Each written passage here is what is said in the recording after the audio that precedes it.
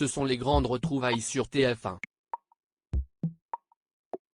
Depuis quelques jours, plus de 50 anciens maîtres de midi viennent célébrer le 12e anniversaire des 12 coups de midi.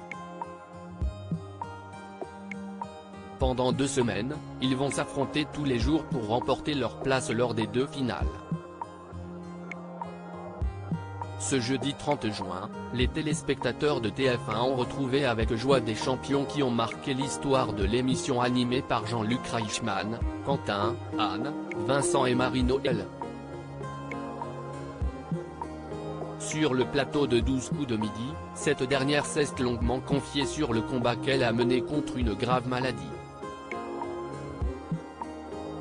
Si est-il un miracle, je ne sais pas comment l'appeler, a commencé l'ex-championne de l'émission. Après plusieurs années de traitement très lourd et très compliqué, d'un seul coup, plus de traitement, plus rien.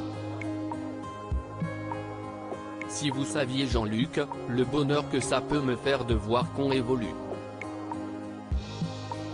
Les photos avant-après, parfois ça fait bizarre, mais moi je trouve que si est un grand bonheur parce qu'on est toujours là, a ajouté Marie-Noël, visiblement très émue d'être de retour dans les 12 coups de midi. Si est trop bien. Sur le plateau de TF1, l'ancienne candidate a ensuite été bouleversée en visionnant les images de son passage en 2013. Les larmes aux yeux, elle a été longuement applaudie par ses camarades. Si est plein d'émotions parce que c'était dans une autre vie pour moi, qui n'était pas forcément une échéance agréable, a expliqué Marie-Noël. Je devais terminer en fauteuil rapidement et je suis toujours debout. Émue, elle a souhaité rendre hommage aux 12 coups de midi mais aussi à Jean-Luc Reichmann. 12 coups de midi, qui sont les premiers qualifiés? Les 12 coups, si est à l'image de cette possibilité de faire des choses qui sont, théoriquement, possibles à personne. Vous permettez à plein de personnes différentes de venir, de tout genre, de tout handicap et si est extraordinaire. Si est une fenêtre de tolérance sur le monde.